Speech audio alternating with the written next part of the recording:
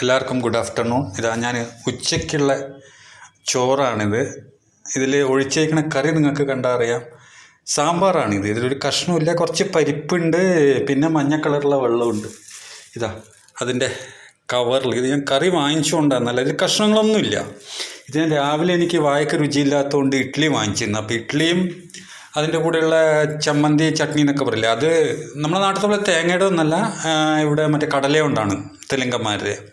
അപ്പോൾ അതും വെച്ചിട്ട് ഞാൻ ഇഡ്ഡലി കഴിച്ചു. അപ്പോൾ ബാക്കി സാമ്പാർ അങ്ങനെ തുറക്കാതെ വെച്ച് ഇപ്പോൾ തുറന്ന് നോക്കിയപ്പം ഇവിടുത്തെ സാമ്പാർ എന്ന് പറഞ്ഞാൽ ചോറിനുള്ള സാമ്പാറിൽ കുറച്ച് കഷ്ണങ്ങളൊക്കെ കാണും, പിന്നെ അതിൽ ടേസ്റ്റ് ഉണ്ടാവും, എരിവും പുളിയൊക്കെ ഉണ്ടാവും. ഇതിലെന്ന് പറഞ്ഞു കഴിഞ്ഞാൽ ഈ ഇഡ്ഡലിക്ക് ഇവർ കൊടുക്കുന്ന സാമ്പാർ ഇതേപോലെ വെള്ളമായിരിക്കും, അതിൽ കഷ്ണങ്ങളൊന്നും ഉണ്ടാവില്ല. ചിലപ്പോൾ തപ്പി നോക്കി എന്തെങ്കിലും വെള്ളരിക്കട കഷ്ണം എന്തെങ്കിലും ഇതേപോലെ ചെറിയ പരിപ്പിൻ്റെ പൊടിയൊക്കെ കിട്ടുമെന്നുള്ളൂ, അല്ലാതെ നമ്മുടെ നാട്ടിലത്തെ പോലെ ഉള്ള സാമ്പാറൊന്നുമല്ല.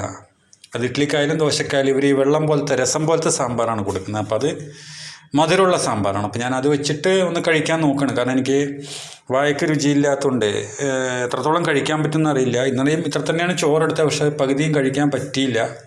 പിന്നെ അത് മൂടി വെച്ച് പിന്നെ വൈകുന്നേരം കഴിക്കുകയാണ് ചെയ്തത്. രാത്രി മരുന്ന് കഴിക്കേണ്ടതുകൊണ്ട് എനിക്ക് എന്തായാലും ഭക്ഷണം കഴിച്ചേ പറ്റുള്ളൂ. അപ്പം അങ്ങനെ എന്തെങ്കിലും കഴിക്കണമല്ലോ, അപ്പോൾ അതുകൊണ്ട് കഴിക്കുകയാണ്.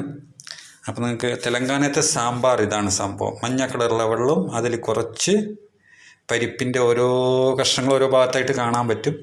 അപ്പോൾ ഇതൊക്കെ എനിക്ക് കഴിച്ചിട്ട് പനിയുടെ ഗുളിക വാങ്ങിച്ചിട്ടുണ്ട്, പാരസെറ്റമോൾ. അപ്പം അതും ഇതാ 3 കൂടി ഉണ്ട്, അതും കൂടി കഴിക്കണം. അത് കഴിച്ചിട്ട് ബാക്കി കാര്യങ്ങൾ വേറെയും ഗുളികകളുണ്ട്. അപ്പോൾ ഞാൻ ഭക്ഷണമൊക്കെ കഴിച്ച് ഗുളികയൊക്കെ കഴിച്ച് വീണ്ടും അടുത്ത വീഡിയോ ആയിട്ട് വരാം.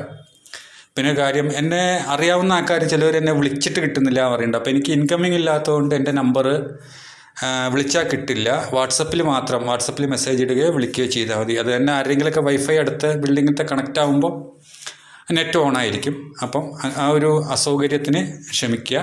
അപ്പോൾ അടുത്ത വീഡിയോയുമായിട്ട് ഞാൻ വീണ്ടും വരുന്നതായിരിക്കും. നന്ദി, നമസ്കാരം.